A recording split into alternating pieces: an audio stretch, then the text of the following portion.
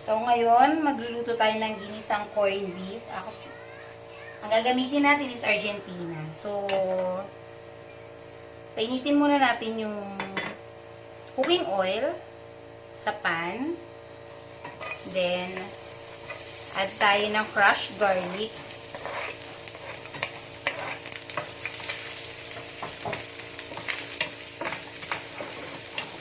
Antayin natin mag-golden brown yung ating crushed garlic.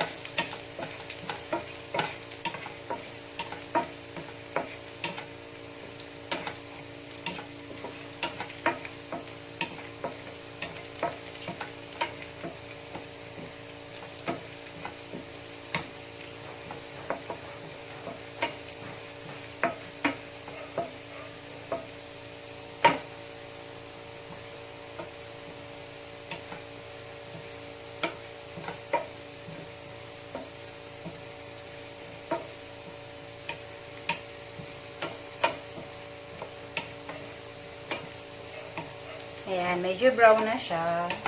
So, pwede natin i-add na yung ating fresh onion.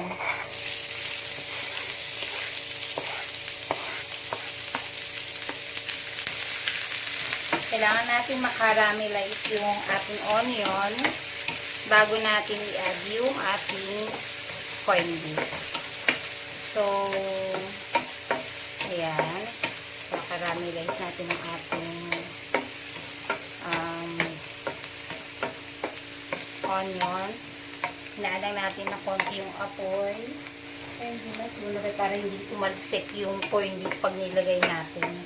Kasi pag malakas yung apoy, may tendency nga tumalsik yung corned beef. So ito, gagamitin natin is Argentina corned beef.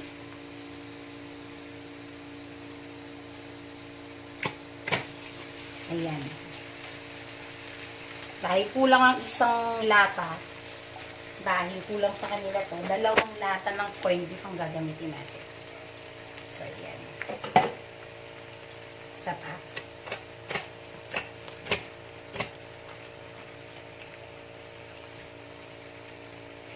Ayan.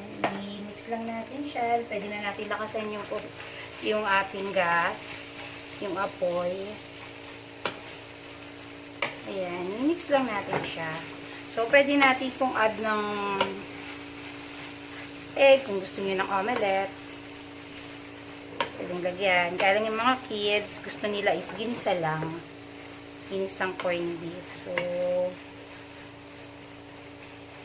simmer lang natin siya ng ilang minutes and it's now ready to eat.